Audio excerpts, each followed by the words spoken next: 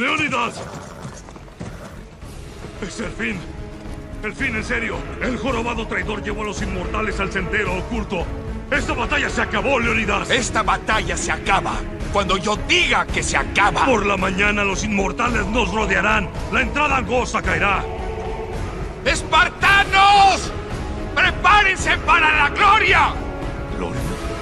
¿Estás demente? No hay gloria que aferrar ahora. Solo retirarnos, rendirnos o morir. ¡Esa es una elección fácil, Arcadiano! Los espartanos jamás se retiran. Los espartanos jamás se rinden. Que lo sepan todos. Y que todo griego sepa la libertad de esto. Que cada uno busque su propio corazón.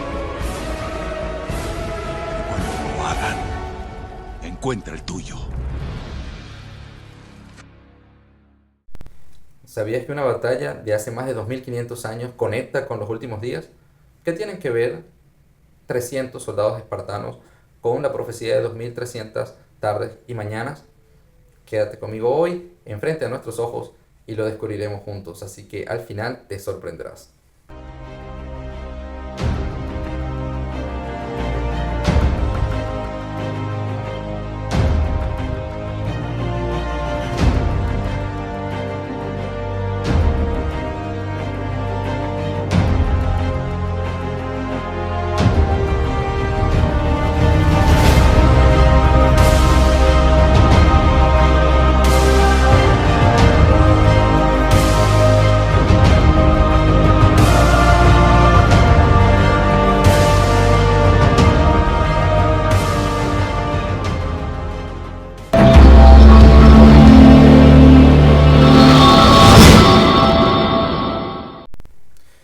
Bienvenido a Frente a Nuestros Ojos, el programa donde analizamos las escrituras antiguas y modernas concernientes a la segunda venida de Jesucristo y contrastamos de que se están cumpliendo el día de hoy. Mi nombre es Héctor Campos, les acompaño hoy gracias a Radio Abinadí y a Evidencia Sud Sin Fronteras. Hablaremos de la épica batalla de Termópilas, inmortalizada en la película 300, que ya es un clásico, y la conectaremos con la visión de Daniel 8 y nos sorprenderemos de lo que nuestro Señor Jesucristo le reveló a Daniel, que conecta con estos últimos días. Yo soy apasionado de las profecías del Antiguo Testamento. Soy apasionado de los profetas que dieron la visión de lo que pasaría en estos últimos días. De hecho, por eso me gusta este espacio, por eso creé este espacio Frente a Nuestros Ojos, porque me apasionan las profecías antiguas con respecto a nuestros días, me apasiona todo lo que es el cumplimiento que he visto en ello. Incluso como converso veía mucho cómo se relaciona la Iglesia de Jesucristo de los Santos de los Últimos Días con estas profecías que desde hace siglos se habían estado profetizando. No he hallado en ninguna otra congregación cristiana un cumplimiento tan exacto de lo que es las profecías antiguas, o que le demos tanto énfasis a esto, ¿no? Que la Biblia está escrita con un cumplimiento exacto de los últimos días. En otros episodios analizaremos otras de las profecías de Daniel que nos marcan los últimos días y cómo todo esto se relaciona. Pero hoy nos vamos a enfocar en el capítulo 8. Daniel vio en el sueño de Nabucodonosor, estando bastante joven, una estatua grande. Todos conocemos ese sueño, y esa estatua simbolizaba, la cabeza era Babilonia, los hombros eran los medos y los persas, luego estaba Grecia, y luego que era el dorso, y luego los pies simbolizaban el imperio romano, ¿no? Que se dividía en dos, el imperio romano de Occidente y el del Oriente, y luego terminaba en los pies, que era una combinación de barro cocido, que son los reinos que quedaron después del imperio romano, y luego venía una roca que impactaba, lo destruía todo, ¿no? Y que simbolizaba el reino de Dios que vendría. Pero no habla de fechas, habla de una sucesión de reinos. Y a mí me gusta este capítulo porque sí habla de una fecha, sí nos da un marco, una fecha a partir de un evento. Estando Daniel en el exilio, él ve una visión. Capítulo 8, la visión al versículo 2 dice: y vi en visión, y aconteció que cuando la vi, yo estaba en Susa, la ciudadela que está en la provincia de Elam. Vi pues en visión estando junto al río Ulai. Y alcé mis ojos y miré, y he aquí que un carnero estaba delante del río, el cual tenía 2 cuernos, y aunque los cuernos eran altos, uno era más alto que el otro, y a la postre el más alto creció. Entonces, en este caso siempre el imperio persa se ha hablado del imperio medo-persa, pero en este caso hablábamos de que uno era más alto que el otro. Este carnero representaba el imperio medo-persa, y como los persas eran los que estaban en el reinado, eran los reyes, se hablaba de que un cuerno era más grande que el otro, por eso es la simbología. Vi que el carnero, en el versículo 4, embestía con los cuernos al poniente, al norte y al sur, y que ninguna bestia, usualmente en las profecías de Daniel, bestias son reinos, reinados, ¿no? Ya sean físicos o espirituales. En este caso vemos lo mismo con Juan en el Apocalipsis, él habla de bestias. Luego en otro video podríamos hablar de esto de las bestias, pero entonces ninguna bestia o ningún reino podía estar delante de él, ni había quien escapase de su poder, y hacía conforme a su voluntad y se engrandeció. O sea, nadie como el imperio persa. Los persas estaban en supremacía en ese momento. A finales del siglo VI a.C., el imperio persa se extendía desde el mar Egeo hasta el río Indo, abarcando territorios que iban desde el Alto Egipto hasta el mar de Aral. Pero en el versículo 5 dice: y mientras yo consideraba esto, he aquí un macho cabrío venía del poniente sobre la faz de toda la tierra, el cual no tocaba la tierra, y aquel macho cabrío tenía un cuerno notable entre sus ojos, y vino hasta el carnero que tenía los 2 cuernos, que yo había visto que estaba delante del río, y corrió contra él con la furia de su fuerza. Y lo vi llegar junto al carnero, y se enfureció contra él, y lo hirió, y le quebró sus 2 cuernos, porque el carnero no tenía fuerzas para mantenerse delante de él. Lo derribó, por tanto, en tierra, y lo pisoteó, y no hubo quien librase al carnero de su poder. Entonces el macho cabrío, más adelante en este mismo capítulo, el ángel Gabriel le explica que es el imperio. El macho cabrío es el imperio naciente de Grecia, que iba a venir. Había un cuerno notable. ¿Cuál es el cuerno notable? Recordemos que después de la batalla de los 300 espartanos, viene la supremacía de Alejandro Magno. Este es el cuerno notable, que termina de destruir el imperio persa y se apodera de lo que es el imperio antiguo.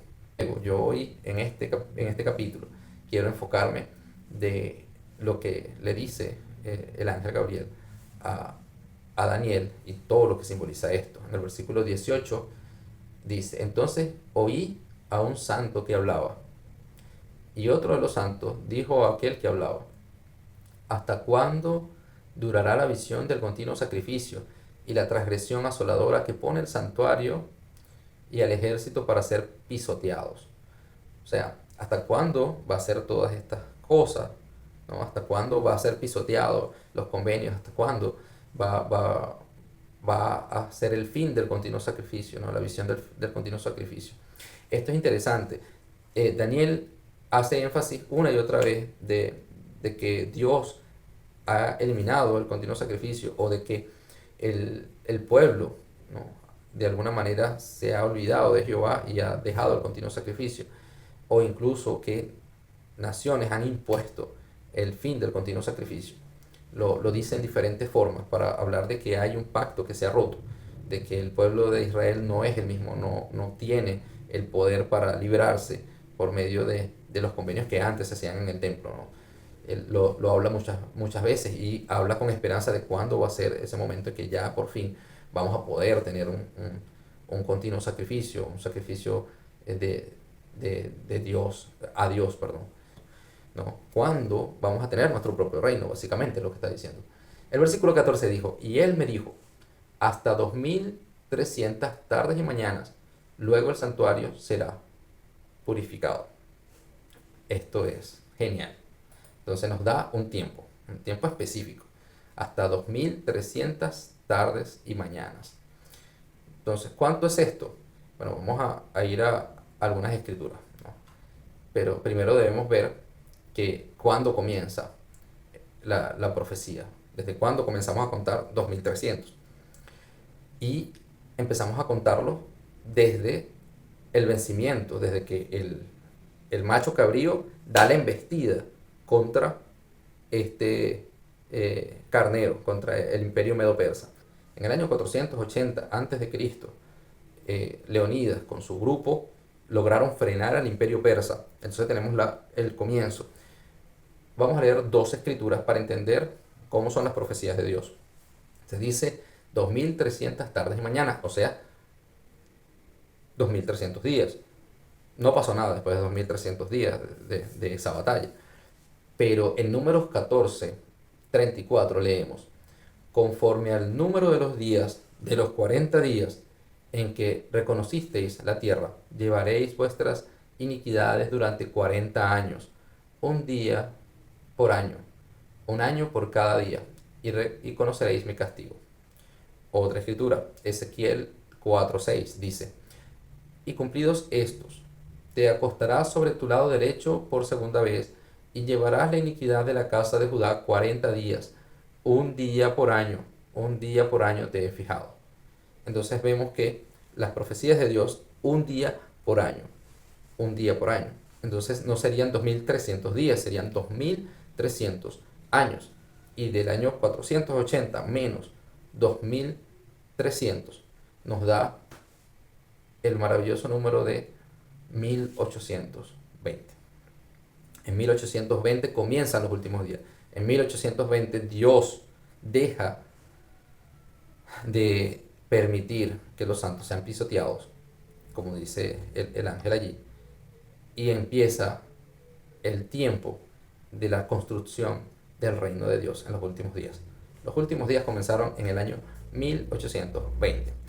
Las escrituras que hablan de los últimos días siempre van a ser después de 1820 para acá. Y eso nos ayuda a entender cómo se ha estado desarrollando el plan de Dios en todos estos años, ¿no? Y hay muchas cosas que podemos aprender de esta batalla de los persas. Primero, de los espartanos. Estos guerreros estaban dispuestos a todo con tal de defender sus valores. Tal vez no sus principios, tal vez no hayan sido los mejores, las mejores personas o las personas más morales de la tierra, pero tenían valores, o sea, tenían cosas que ellos valoraban más que otras. En este caso, el defender su patria, su honor, iba por encima de todo. Nosotros actualmente, ¿qué tanto valoramos nuestros principios? ¿Qué tanto valoramos la iglesia? ¿Qué tanto valoramos los convenios que hemos hecho en el templo? ¿Estamos dispuestos, así como Leonidas y sus 300, a resistir hasta el final? ¿Estamos dispuestos a no rendirnos ante la adversidad? Un espartano no se rinde. Me gustó mucho esa parte de la película. Leonidas le dice: un espartano no se rinde. Y un santo de los últimos días no debe rendirse. No debemos ceder a nuestros valores y principios. No debemos dejar que la maldad nos gane a pesar de que sean más. Las escrituras dicen que seremos pocos, pero tendremos por arma nuestra rectitud y el poder de Dios en gran gloria, dice el libro de Mormón. Entonces, aunque seamos pocos los santos de los últimos días, o aunque seamos pocos los cristianos, los que valoremos a los principios, debemos resistir la maldad, así como los 300 soldados de Leonidas vencieron al imperio persa, porque tuvieron la determinación de lograrlo, aunque les costara la vida. Esto es maravilloso para mí, ¿no? José Smith en 1820 dijo haber visto una luz, y en esa luz a dos personajes que en realidad le hablaron, y él lo sabía, y sabía que Dios lo sabía, y no podía negarlo. Me encantan las palabras del profeta José Smith con respecto a esto. En 1820 comenzó los últimos días, y somos parte de algo maravilloso. ¿Qué tan comprometidos estamos con esta obra? Estamos restaurando Israel, estamos trabajando para que el pueblo de Dios crezca, se fortalezca y podamos llenar la tierra, así como lo vio Daniel en la profecía: una piedra cortada, no con mano, rodó y llenó toda la tierra. ¿Qué tanto estamos haciendo para lograr el objetivo de Dios de esto? Mis estimados, espero que les haya gustado. Si te gustó, comparte y abre las escrituras, porque los tiempos están cambiando y las profecías están frente a nuestros ojos.